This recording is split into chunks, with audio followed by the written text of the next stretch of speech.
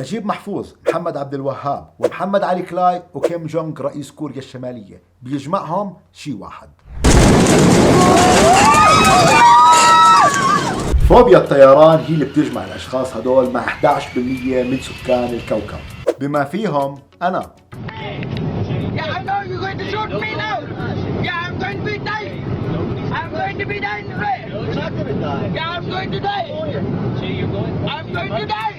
يمكن الموضوع بالنسبة للأشخاص اللي ما عندهم هاي الفوبيا مضحك وغير مهم أبدا، بس على العكس تماما هاي الفوبيا ممكن تكون سبب بتغيير حياة الشخص المصاب فيها بشكل كامل. ومن أكبر الأمثلة الأديب العالمي نجيب محفوظ، لما ربح جائزة نوبل للآداب كانت بالسويد، رفض يروح يستلمها بسبب فوبيا الطيران، وبعت بنته لحتى تستلم الجائزة عنه.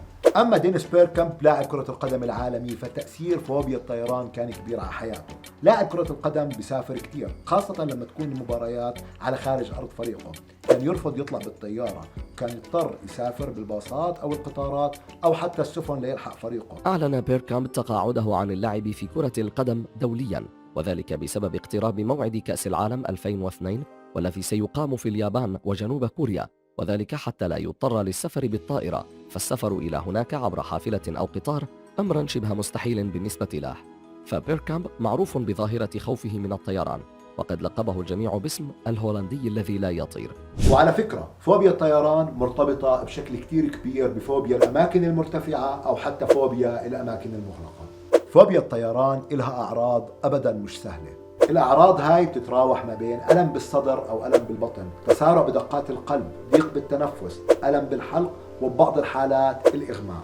بعض الأشخاص هاي الأعراض بتبدأ بالظهور عليهم لمجرد مشاهدتهم طائرة أو حتى لمرورهم بالقرب من المطار. فوبيا الطيران حالة يمكن تخطيها بمساعدة معالج نفسي، طبيب، أو بعض الأدوية المضادة للقلق.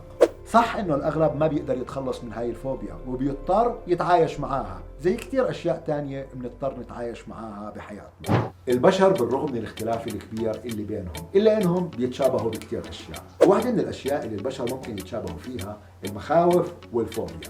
هذا الشيء بيطمن، لانه مهما كانت الفوبيا اللي عندك او عندك غريبة، اتاكدوا وكونوا على ثقة انه في حدا بيشارككم بالفوبيا هاي.